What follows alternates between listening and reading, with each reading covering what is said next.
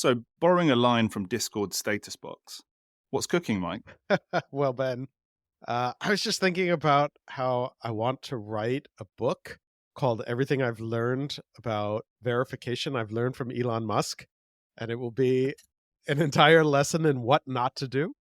Uh, what's A manual. a manual? Yes, a manual of things not to do. What's cooking with you? Well, having exhausted most of the social platforms post prompts as the opening gambit of our podcast over the last 3 weeks, and having kind of reached the end of that line, I'm not really sure what we're going to do next week. There are I more. think we've run out. I guarantee you, I am going to find more different kinds of website prompts that we are going to be using. We are not running out. And also, Ben, we will be able to reuse them. It is okay. I do not think that Fine. anyone will mind too much. Okay. Well, there's a reason to come back and listen to next week's podcast for that alone.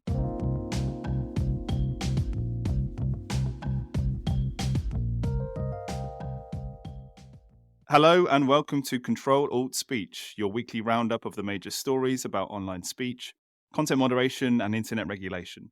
This week's episode is brought to you with financial support from the Future of Online Trust and Safety Fund, and courtesy of our launch sponsor, Modulate, the pro-social voice technology company who is doing some great work to make online spaces safer and more inclusive. We've got a great episode bonus chat at the end of today's show with Mark Nolan, Modulate's Director of Marketing, who'll be talking about a new initiative that they've launched called the Gaming Safety Coalition, why it's partnering with other companies to create stronger online gaming environments, and the importance of a hybrid approach to trust and safety with both AI and humans. My name is Ben Whitelaw. I'm the founder and editor of Everything in Moderation, a newsletter that comes out every Friday with your roundup of trust and safety news. I'm joined by somebody who produces many, many more articles and many more fantastic stories than I do each week, Mike Masnick. Well, hey, I'm not sure how to respond to that, Ben. I like to it's the deferential Brit in me, Mike. I see. I have to do that. I'm afraid. Well, how's things? Things are good. I was about to say I keep getting accused by people of this was before things like ChatGPT existed. I got accused of using an AI to do all my writing for me. So my prolificness is sometimes a curse more than more than something worth praising. But yeah, I am still you haven't. I'm still actually writing stuff myself. It's not an AI. Okay. I'll believe you on that. And I'm waiting for you to show your productivity tips. Maybe that's on a future episode. I am actually working on a post, which I don't know if it's going to go up next week or in a few weeks, about how I am using some AI tools, but not for writing, but for a bit of productivity. So interesting. So I will be revealing some of my secrets very soon. Is it likely that I'm going to show up to a recording sometime soon and find an avatar of yourself? Absolutely. If I can outsource this part of it, having to actually talk to you, my goodness. If I had £1 for every time somebody said that, believe me. Well, it's great to see you anyway. We should dive straight into today's stories. We will start X/Twitter, and a story we both read and noted, which is both a kind of personnel story, but also potentially a signal of a change in approach, or at least a doubling down of an approach to trust and safety, which is the appointment of a new head of trust and safety at the company. Yeah. And so, obviously there's been a lot of attention paid on who is running trust and safety, if anyone, at X/Twitter. And obviously there was the famous removal of Yoel Roth, who had been the holdover from the existing company, who really only lasted a few weeks and then was replaced with Ella Irwin, who was there for a few months and then who apparently quit. And then there was nothing. And we had no word on anything related to who was actually running trust and safety. And so finally, we got this announcement of someone actually being appointed to run what is no longer trust and safety at X. It is now only safety. And of course, Elon had put out a tweet. I don't know if they're still called tweets, but put out a tweet not too long ago with some, pompous, meaningless nonsense about how X, they just now call it safety because anyone, trust must be earned. And if they're calling it trust, it's a euphemism for censorship, which sounds like my mum. My mum says stuff like that. I mean, all of which is just garbage and is meaningless. And anyways, if trust needs to be earned, who cares whether or not, like, well, does that mean that since you've taken it away, that means you're not even trying to earn our trust anymore? Yeah, right. I don't know. None of it makes any sense. It also suggests a deep, deep misunderstanding of the nature of trust and safety and why companies have trust and safety, why we even have the term trust and safety. But eventually there was this announcement this week that they've now hired this person, Kylie McRoberts, who's been working at X for some time and who apparently is the person who was in charge of setting up. I don't know if you remember, it was maybe a couple months ago where the company announced they were setting up this like center of excellence in Texas that was going, they were going to hire like 100 people. It's like, oh, wow, you fired thousands. What we do. And now you're going to hire 100 people to do trust and safety work. And so this is the person who apparently set up that center in Texas. And she is going to run this new approach to safety, which appears to be very product technology focused as opposed to human focused. Like they are hiring employees, but they're really trying to take, and again, this sort of fits with Elon's ethos. He had come in early on and suggested that trust and safety didn't need all these people, that there should be technological approaches to solving the greatest human societal problems of all time that we've never been able to solve. And so what do you make of that? Is that kind of approach sustainable? Is it logical? Is that the right way forward, do you think, for any platform, let alone X/Twitter? So there's a few different things to say there, right? There is the idea that if they can come up with some technological approach that is helpful, that is different, that's not a bad thing. It's always good for people to be thinking about different approaches and where technology might help. But the reality is a lot of people have been thinking about this, a lot of very smart people. Hopefully a lot of the people who are listening to this podcast are among those people who've been working on these issues for a very long time and realize that while technology is a tool and a useful tool for doing certain things, this is inherently a human problem. There are, the issues that you are dealing with in the trust and safety world are human issues. And you need humans who understand humans as a part of that process in some form or another. And taking an approach that says like these things can be solved entirely with technology seems likely to run into some pretty significant struggles pretty quickly. Yeah. But, that's not to say that everything has been figured out and that there's a right approach or a wrong approach. I mean, there are wrong approaches, but so I'm interested to see what comes out of this, but I would be surprised if there's anything that is particularly insightful or breakthrough from this particular approach. And honestly, this announcement and the hiring or promotion, I guess, of McRoberts feels more like the company realizing it needed to say something publicly because the questions keep coming up about who is actually running your safety efforts. Yeah. And notably, at the same time that this announcement was made, there was also the announcement that they had hired someone else to handle brand safety. And this is more clearly like, working with advertisers. This was clearly a Linda Yaccarino hire at somebody who has experience in the advertising world. And advertisers have left in droves. And even the ones that have come back appear to be spending a lot less than they were before.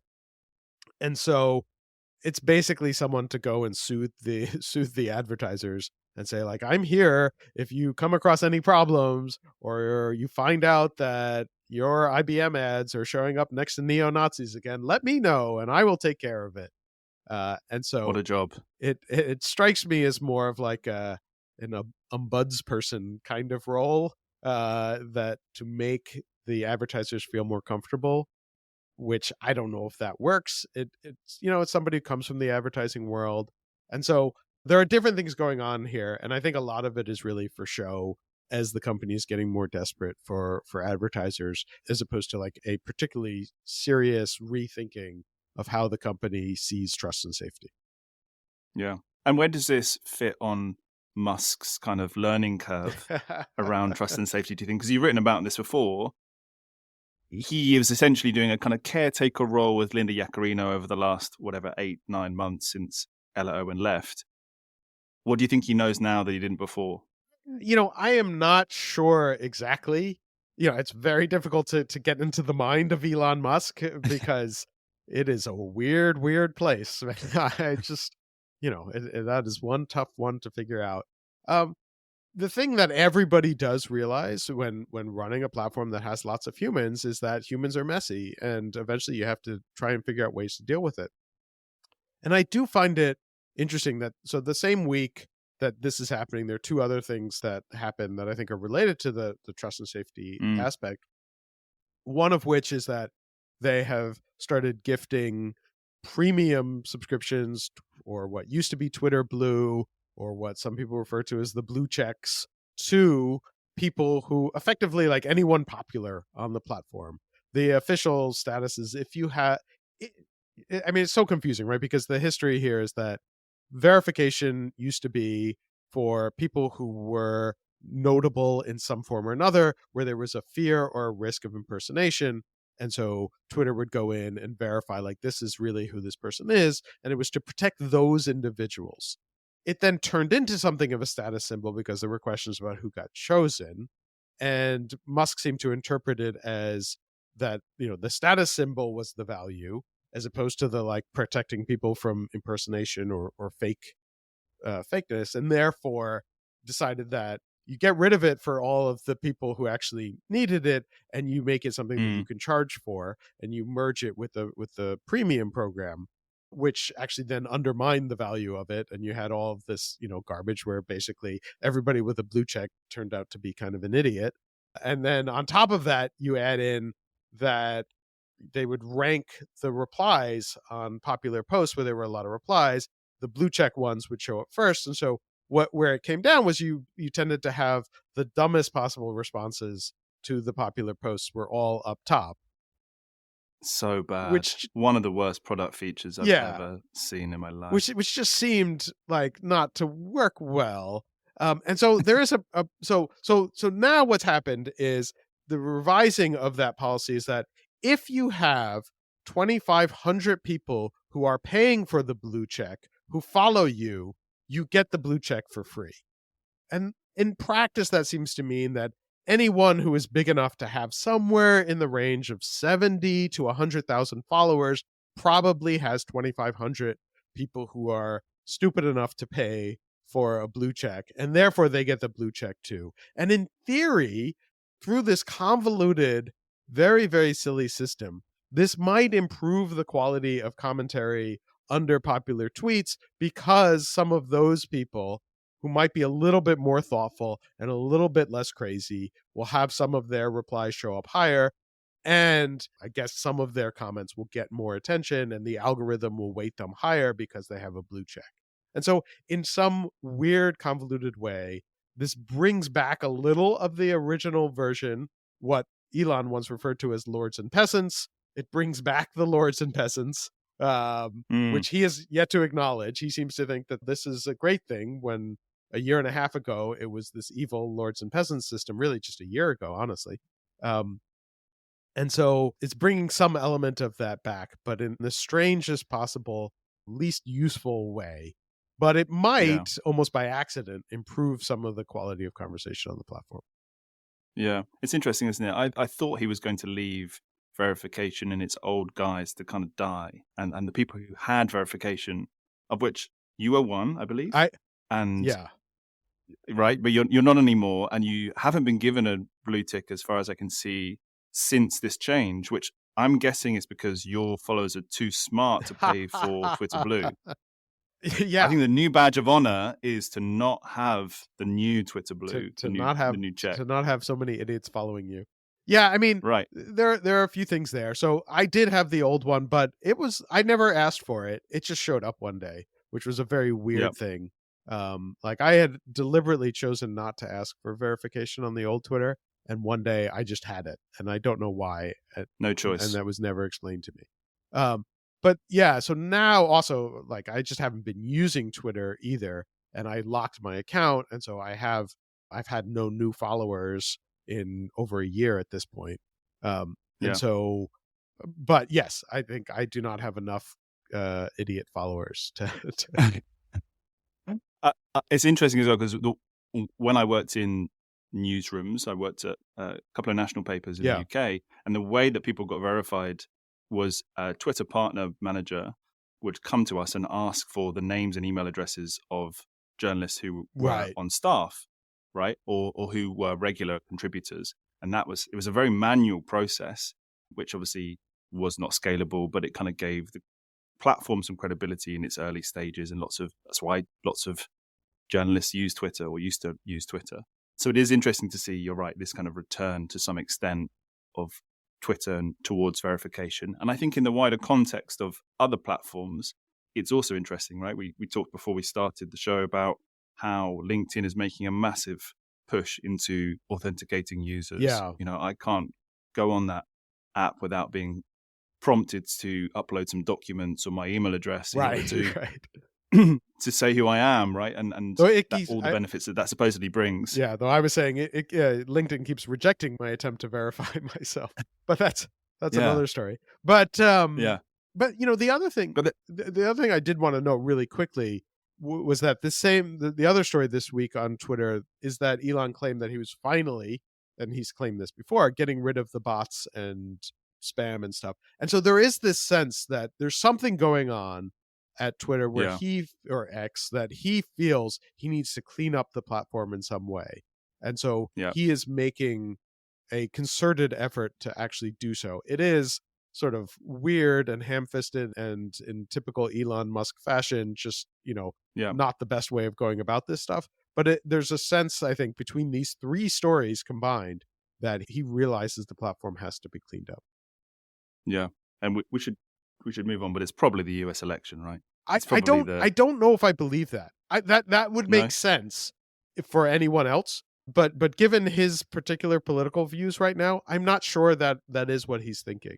It is possible that Linda Yaccarino is whispering in his ear and saying like advertisers are getting really kind of pissed off about all this, and we need some advertising revenue.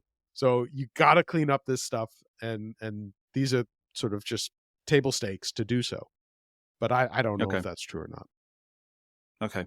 Well, elections nonetheless is as a neat segue into our next Yes. story, which I think is something I've been reading this week. It's not particularly new, but I wanted to bring it to you and to our listeners because it's very current and relevant now as platforms start to announce their interventions ahead of the US and the UK elections, as well as India and EU, which are happening in the next few months. So you might have seen, I certainly have, lots of platforms saying, we're doing great things ahead of the election. Here's all the work we're doing to make sure that our platform is safe.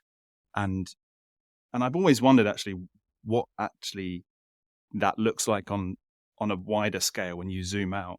And a report by Mozilla gives us an indication of that. Published about a month ago, it's a interesting kind of analysis of all of the interventions from the last 7 years around elections across 27 countries, looking not just at Meta or at Twitter, but across 6 platforms. And the researcher Odanga Madung has created a kind of spreadsheet of all of the announcements and categorized them to give us a real sense of what is it, where is it people are focusing, how are they trying to kind of preempt the problems that are more likely to happen during elections. And it's really fascinating to see these kind of mini themes come out. There's about 200 interventions overall, which, I was kind of surprised by. That's a relatively big number. And then he breaks it down into a few different categories. So unsurprisingly, I think Meta has the most number of interventions. It's responsible for almost half. And I think that's because, and he says this in the report, that it's because of the heat that the platform has got Right. related to elections going back further than 7 years. And then he looks at the kind of the regions or the countries where the interventions are targeted. And he finds that actually it's mostly the US and the EU, Mm-hmm. which again is not super surprising, but he notes as a Kenyan researcher and somebody who's done a lot of work looking at trust and safety policies over the last few years, that the companies have basically completely missed out on the rest of the world in many senses. Yeah. It's not at all focused their interventions on massive democracies, countries which have gone to the polls in that time. And then lastly, he looks at the different types of interventions, and he finds that it's a mixture of fact-checking, of digital literacy initiatives, and content moderation policy changes as well, which are kind of evenly split across the different interventions that he finds. So basically looking at aggregate at these new ideas and this work that platforms have introduced basically gives us a whole new perspective, I think, on these individual blog posts that we read and we Right. share. I share on the newsletter, you share via TechDirt, and it gives us a new view, I think, of the very kind of EU-US centric nature of these interventions. And Adanga makes it very clear that this is not great. This is not good enough. And he calls it a rinse and repeat approach to policies. Yeah. Because he finds that there's lots of different policies and interventions that are essentially copy and pasted across countries. Yeah. In some cases, literally. A mad example. Yeah. Yeah. Did you see the example in Kenya, Nigeria, and there was another country, I think, basically the same text was pushed out across those three countries, despite them having completely different kind of contexts, different elections, different polling processes. I mean, I was quite shocked by that. Yeah, I mean, the other example of that I thought was really eye-opening was the policy in Brazil regarding elections, where they talk about mail-in ballots, even though there aren't mail-in ballots in Brazil. So they just sort of copied that from elsewhere, probably the US. And it just sort of shows elections are obviously like very local topics. And it does feel like the social media platforms. And again, it should be noted, these are announced interventions, and you have to assume that there are other interventions that are happening that aren't announced and aren't publicly discussed, which have its own questions if the announced ones are so sort of poorly done and poorly designed. And it's not surprising that the interventions are more focused on the US and the EU, in that these companies tend to be much more heavily based in those places. And those are the places that get more attention in general from the media. But you would hope that, especially this far along, and especially the biggest companies, Meta, for example, that they would recognize that the different countries and the different contexts around the globe, and especially in the global majority, really matter, and the specific context too, and that you can't just phone it in. You can't just say, like, we're going to copy this and do the same thing. Now, the other thing that struck me in the report was that the approaches outside of the EU and Europe were notably different as well. So, I mean, you talked about the digital literacy and the fact-checking and the content moderation, and what they noted was that those first two things tended to be more common in the West, and the last one tended to be more common in the global South. And so there is this element of, it appears, and one way to read this is effectively like, we're going to try and deal with the underlying problems of people not understanding these things and being tricked by disinformation or whatever, by trying to educate people and help people understand these things. And then in the rest of the world, in the global majority, we're just going to pull stuff down because we don't want to deal with it. And it has this feeling, whether it's true or not, it has this appearance of just like wiping your hands of the global majority and saying, this stuff, too complicated for us to deal with, so we're just not going to do it. And like, I recognize the challenges, right? You have however many countries that are out there, 170 some odd countries or so, depending on how you count. It is tricky to find expertise in every one of those. And Obviously, not all of them have elections and everything, but like, how do you deal with these things? But there certainly appears that more could be done that Mm, also is more respectful of the local context, the local cultures, the local language, that it appears is still not being done. mm, And maybe you can understand that with smaller platforms, but the largest platforms in the world, Meta in particular, it feels like they should be a lot more on top of this stuff by now. yeah.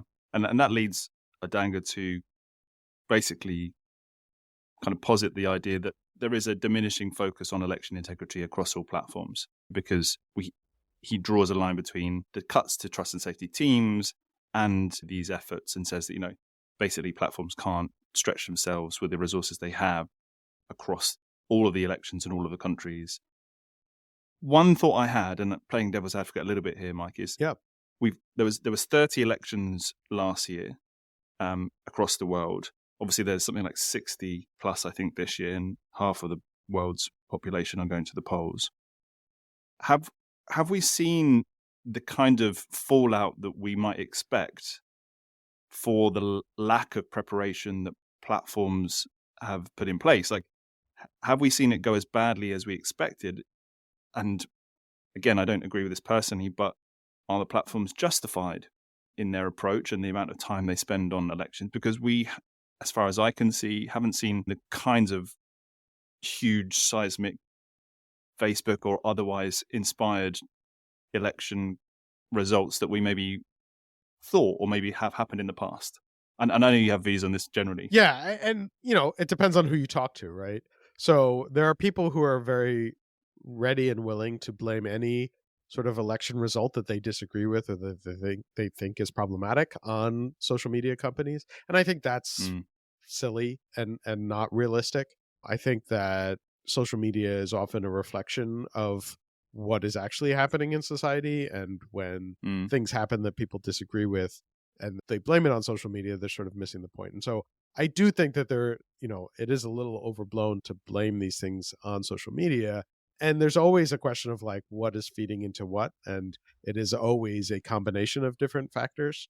And I do separately agree to some extent that the idea that somebody is going to put some sort of like deep fake on Facebook and it's going to magically convince a whole bunch of people to vote in a way that they weren't planning to vote otherwise, I think that is an mm, unlikely scenario. But I do think that there are still like very significant concerns at the margins of how these tools are used and how campaigns and how foreign state actors are trying to influence like get out the vote efforts and things of that nature. And how much strong support versus weak support there are for certain candidates. There are a number of things at the margins that do matter, and yeah. where there are malicious actors trying to game systems, where you need thoughtful approaches to election integrity. Yeah. I mean, I asked that question, but obviously the incidents in Myanmar, Right, in right, Ethiopia, they are, I think, indications, if not in an election context, right. of the potential Yes. power of platforms, right? But I think if we're being very specific here about the election results, particularly over the last year, I wonder if we've yet to see the fruits of these. I mean, I wonder if basically the platforms are doing just about enough to kind of get by. I mean, the issue is, And how you even yeah, quantify actually these there is no interventions, way right? there is Like, no way to really quantify that, and it's no, always like, and it is a moving target, right? I mean, malicious actors are a moving target, and they're always seeking the next advantage and the next edge, and so yeah, like, yes, I don't think there are any platforms that don't take this seriously at all, with the possible exception of Twitter X. There are definitely a lot of people who are thinking about these things and trying to deal with the different approaches and looking at it. And part of the issue is that some of this is just the nature of how elections work. Like dirty trickster politics is not a yeah, new concept and did not suddenly spring forth with social media. Like it yeah, has existed. You can go back as far as you want to any sort of democracy and see efforts to trick the public and to convince them of things that aren't true and to get them to vote in a certain way. And so Yeah. I don't think any of that has changed. The question is how do you deal with it? And that is something that people are still studying and people are still figuring out. There's a huge, amount of academic research looking into these things as well. So as with anything, it's complicated and Yeah. there are a mix of different factors here. And nobody is saying that the companies aren't taking it seriously at all, because they all are. It's just a question of how much effort they're putting to it and what areas they're still lacking in, that where they could be better. And so it's one thing to say like, oh, Meta doesn't care about elections. Like, that's obviously wrong. Like, clearly they do, Yeah. and clearly they have lots of people working on it. It's just a question of what I think this report highlights is that they clearly care more in certain countries, in certain areas, and they're taking a more contextually relevant approach in those areas than in other countries. And that's a shame. And it would be nice if they were willing to recognize that and do a little more in other places as well. Yeah, agreed. So yeah, for listeners, if you see announcements over the coming weeks and months related to elections, remember this podcast and do return back to the Mozilla report, which we refer to, which we'll include in today's show notes. It is worth taking a look. It's an interesting piece. And on that note, we should move swiftly on to our best of the rest. Mike, we've Yes. done our 2 in-depth stories, and at the end of every episode, we flash through other things that are worth our listeners taking as fast as we some time can, on. which is not always that fast, but yes. No, let's give it a go.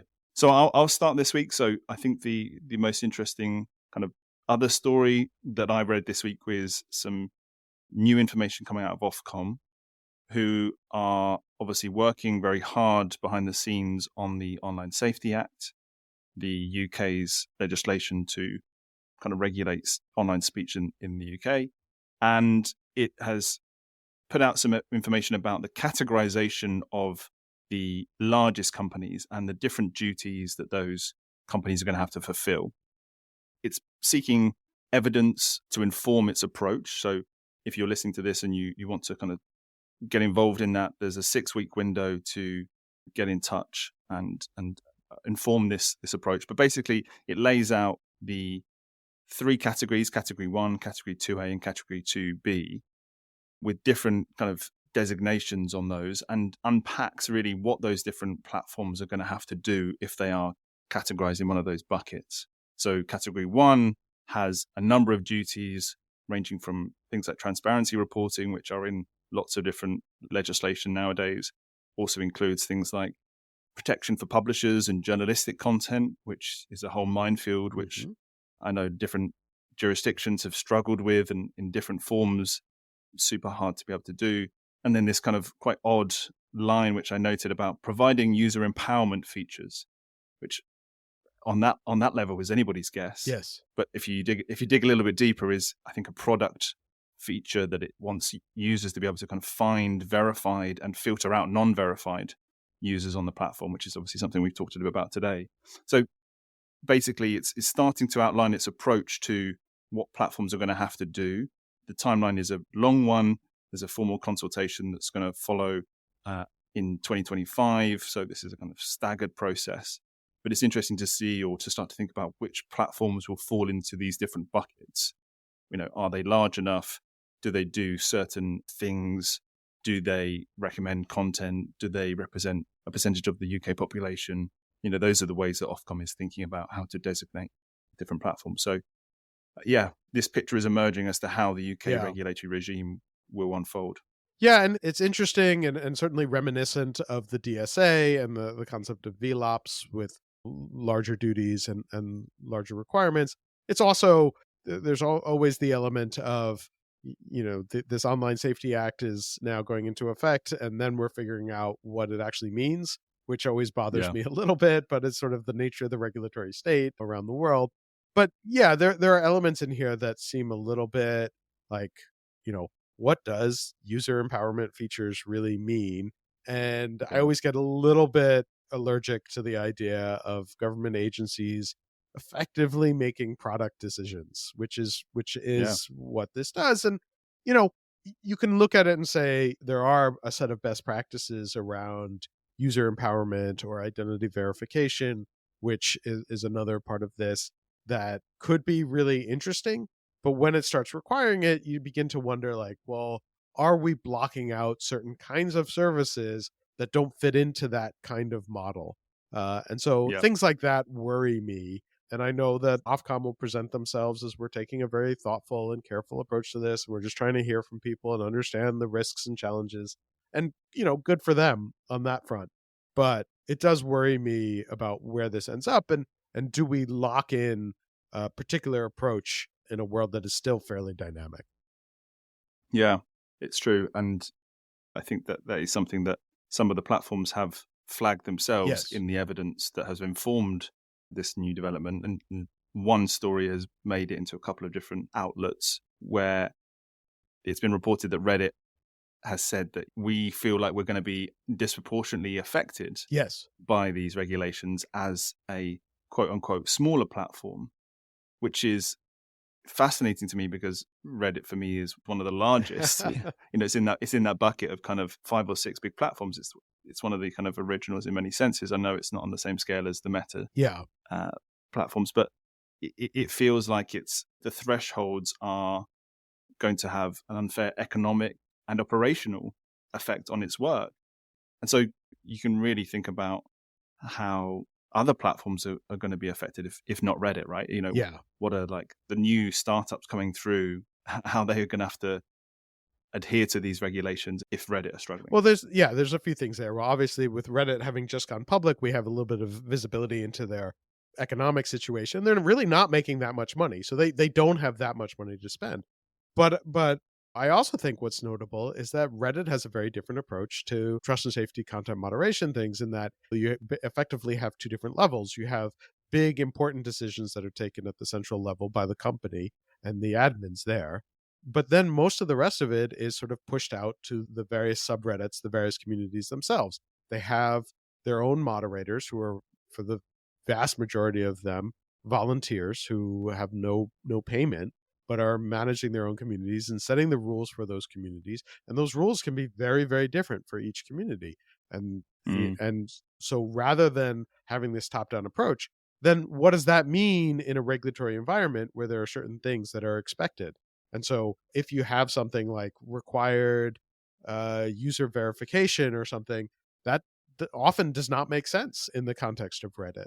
And I often point yeah, to Reddit as an example when people are talking about policies for regulating online speech, where they are thinking about Meta and YouTube and Twitter and Instagram, and say, like, how does this apply to Reddit? Because of that very different nature. Most of the users on Reddit are not using their real names and don't want to use their real names, and would be yeah, hesitant to use the service if they were required to have their real names and be verified and authenticated in some way. And the fact that, like, the moderation decisions are very context specific and very much, per community. If you're laying down rules about how those things have to be handled, does that create a wider impact? And then you begin to think, like, well, what other types of startups? There may be other communities where those things happen as well, where each time you're looking at these different services, they have different approaches for different reasons, because they're creating different types of conversations, different types of communities. So I think Reddit sort of speaking up and even going so far as to say, like, hey, we might not be able to operate in the UK under these rules, yeah, is really important to think about as Ofcom is moving forward with these rules. yeah. And I'm sure it's really difficult to create these buckets in such a way that they apply to who you want them to apply to, Yeah.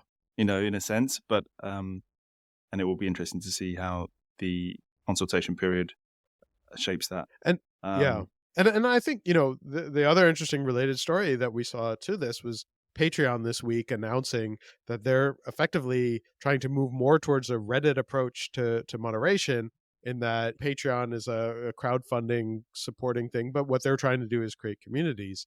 And so one of the things that they're doing is now enabling people who run Patreon communities for certain types of content to empower, back to user empowerment, empower some of the users in their community to be moderators of those communities. And it'll be interesting to see how big of a story this is. Like, already you could give certain users, so normally you would think of this like somebody who's working for you could moderate a community. So now it's just somebody in the community with a little bit more moderation powers. But it's interesting to see their approach towards this same sort of two-tier system of moderation where there is some central moderation, but then allowing each community to decide for itself. But also then goes back to these exact same questions, like how does Patreon handle requirements of the Online Safety Act? Because it's going to hit them too. And so as they're looking to empower users or empower community owners to empower their users, it creates a different sort of space as well. Yeah, definitely. And our final story of our mini roundup and of this week is my favorite category of story, actually, in some senses, which is local news organization shadow banned, busted by big corporation, and are furious about it. Tell us about that. Yeah, so there's a local newspaper called or news organization called the Kansas Reflector. They had published a story earlier this week that was critical of Facebook, and basically talking about when Facebook causes problems for local media, then local media dies, and that is really bad for democracy and for a variety of other things. And what happened was a day after that story came out, suddenly the Kansas Reflector discovered that all links to Kansas Reflector in any form were banned from all Meta properties. You couldn't post them on Facebook or Threads or wherever. And it is very easy to then immediately leap to the conspiracy theory of like Facebook saw this one story that was critical of Facebook and said, that's it. These guys are dead to us and to everyone. That does not appear to be the case. As always with these things, that's generally not how it works. It is not like Mark Zuckerberg is sitting there and saying like, those folks in Kansas, man, they mess with the wrong guy. And so as the stories start to spread, of course, you sort of get a Streisand effect thing where like the story started to spread and everybody was playing around with it. And so on Thursday, after the story became bigger and bigger, a few hours went by, and then links were turned back on to everything except that one story. For a while, that one story, I don't know if that's still true, but I do note that Facebook's PR comms head, Andy Stone, has come out and said it was just an error. It had nothing to do with the reporting, and it has been fixed. And so it is true that these kinds of errors happen. It is notable that when these errors happen right after a negative story is being pushed, that almost everyone is going to leap to the conclusion that it had to have something to do with it, even if that was not true at all. Yeah, this is about how things are perceived. Yes. Rather than actually, and the importance of how things are perceived, right? Rather than yes. the actual kind of act or the event itself. Like people jump to conclusions as they are liable to do. And I guarantee you that a year from now, 2 years from now, we are still going to hear about this story, and it is going to be presented by someone as factual that Facebook decided to ban the Kansas Reflector because of the reporting, because of negative reporting, which is almost certainly not true. But the perception is going to live on. Yeah, agreed. And in a year or 2 years, maybe it'll be us if this podcast still persists. It will. This podcast is definitely going to persist that long. Come on. We'll be talking about it with the kind of nuance that you've just explained there, Mike. I hope, all being well. So yeah, thank you, listeners, for taking time this week to listen to the podcast and for your ongoing support of Ctrl-Alt-Speech. Speaking of which, please go rate and review the podcast. Everyone tells us it is super, super important to getting other people to listen to the podcast. We got some very nice reviews this week. We did. We would love to see some more. So please, whichever platform you use that takes reviews and ratings, please go and do that. It really does help us out. Agreed. And we did promise a few weeks ago we would read out some of those reviews. We haven't got quite enough, I think, to make a mini feature of it. So if a few more come in over the next 7 days, we promise to do it in next week's episode. That's a commitment from us. So before everyone kind of disappears, I just want to flag that we have a great bonus chat, which is coming next, again from our launch sponsor Modulate, which has a suite of tools that help make online spaces safer and more inclusive, particularly for gamers. Gaming is something that has really fascinated both Mike and I since we've been covering this topic. and is often at the bleeding edge of kind of online harms by the nature of the immersive gameplay that people engage in. And Mark Nolan, the director of marketing at Modulate, has done a lot of work over the last few years to bridge the gap between other companies who are thinking about this, and has created this coalition that we talked about at the top of the episode. He has produced a white paper as part of that process. It's got some really, I think, sensible views about how AI and humans should come together to make gaming safer for everyone. So stick around to listen to that. Thanks again to you, Mike, for your wisdom this week. Thanks to all our listeners, and we'll speak to you all soon. Thanks.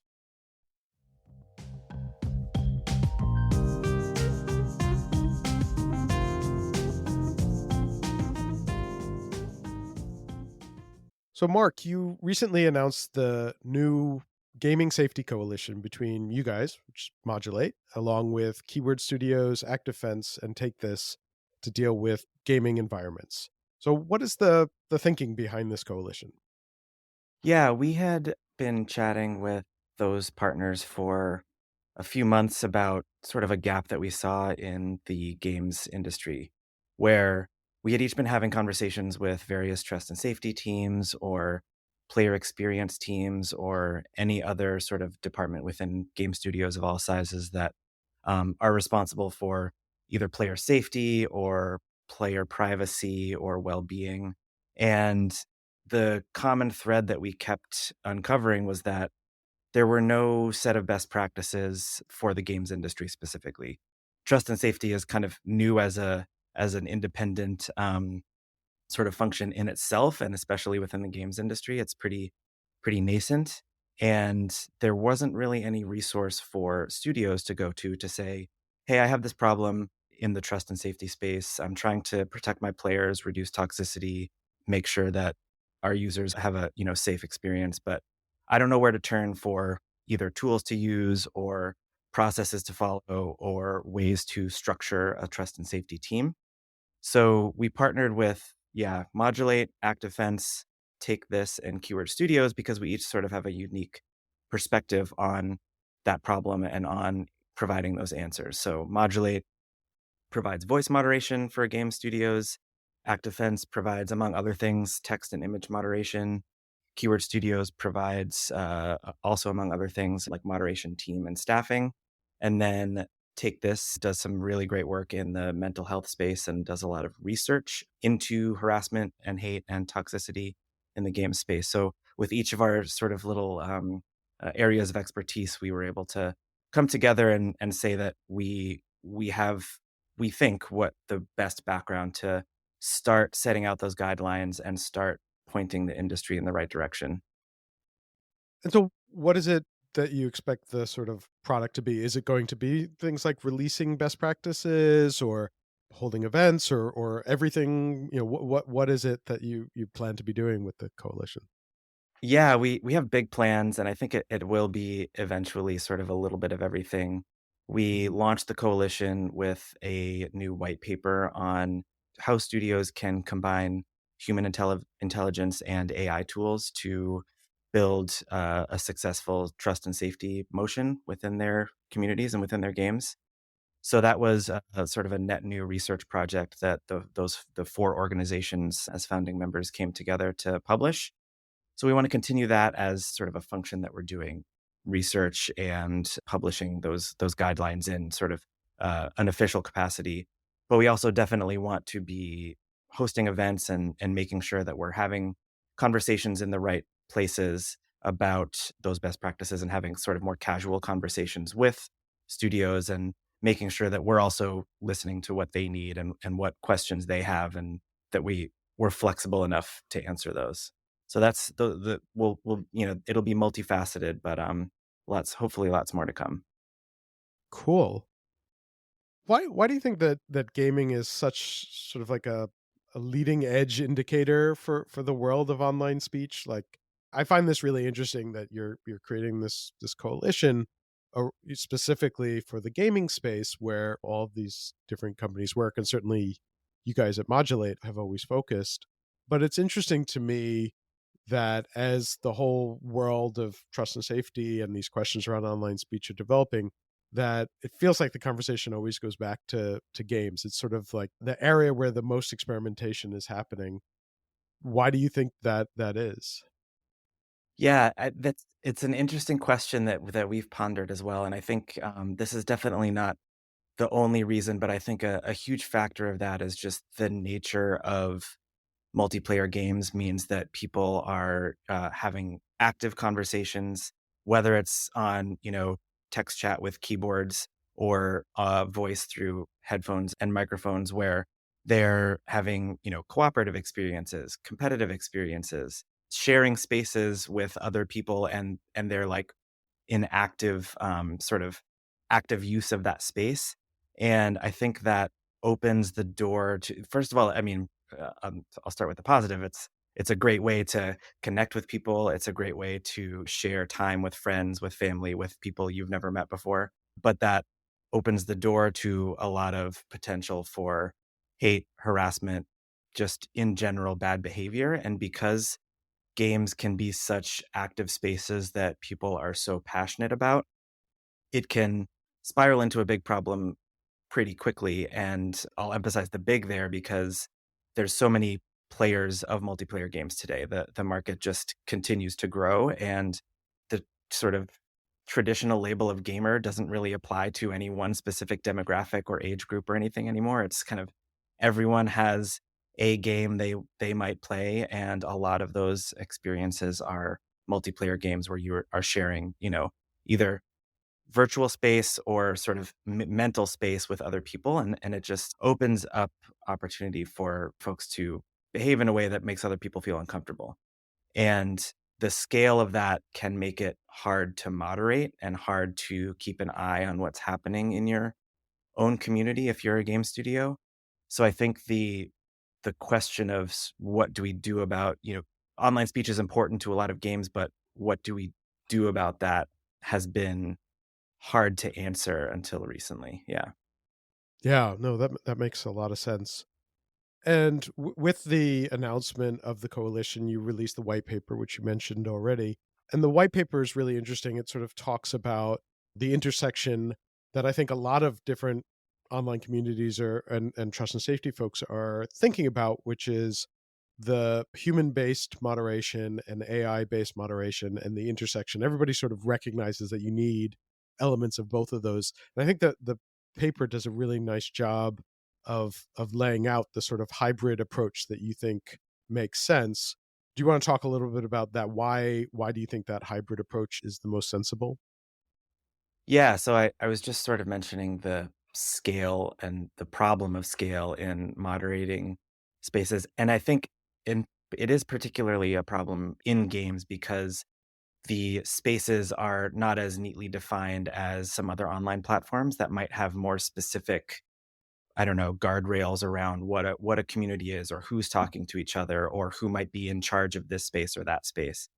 So the scale is really a problem, and AI is the sort of really the only way that you can effectively reach that scale and make sure that you are addressing all of the potential bad behavior that might be happening in online speech and games. But AI is not infallible. And if an AI is incorrect in one situation or another, in one particular instance, it might be okay. But if it is incorrect at a wide, in a whole category that you're trying to monitor for, or it can't catch this particular type of hate speech or something like that, then that's a big problem. And that's where Mhm. humans come in and can sort of do data validation and make sure that what is getting moderated or even getting flagged as potential to be moderated is actually accurate and is, in the case of game studios, is lining up with what might be a violation of their code of conduct. So the human element is a necessary component in using AI tools, but also in the building of those tools and making sure that, in our case, we at Modulate, we're training our machine learning models on voice chat data from games so that the models understand how people interact in certain games in different genres, what types of language they use, what types of, sort of like gamer specific speech might be happening that otherwise would confuse an AI system or not be, trained on a specific model. So the humans need to be involved both in the actual use of the tool, but also in the development of the model and making sure that it is kind of trained and tuned to that specific use case. And so together with humans and AI, you can achieve the scale that you need to in games that are up to hundreds of millions of players with that many people maybe talking to each other at the same time. But you still have the stopgap of a real person who is trained on your code of conduct and how your specific studio or that specific game treats different types of behavior. And that kind of gives you that confidence that the way that you're moderating that community is actually accurate and reflects kind of the expected behavior that your players have. Great. And so for people who are interested in learning more or downloading the white paper, which is an excellent read, where should they go? Yeah, gamingsafetycoalition.com is our website for the coalition.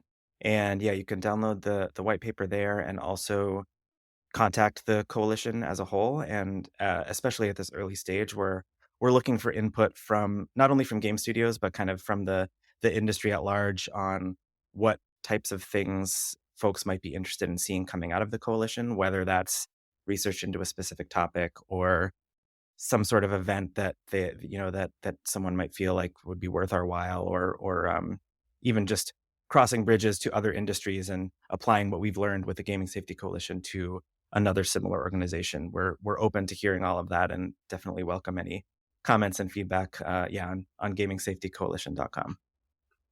Great. Well, thanks for joining us today. Thanks for having me, Mike. Thanks for listening to Ctrl-Alt-Speech. Subscribe now to get our weekly episodes as soon as they're released.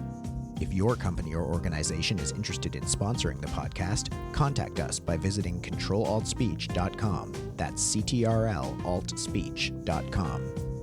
This podcast is produced with financial support from the Future of Online Trust and Safety Fund, a fiscally sponsored multi-donor fund at global impact that supports charitable activities to build a more robust, capable, and inclusive trust and safety ecosystem.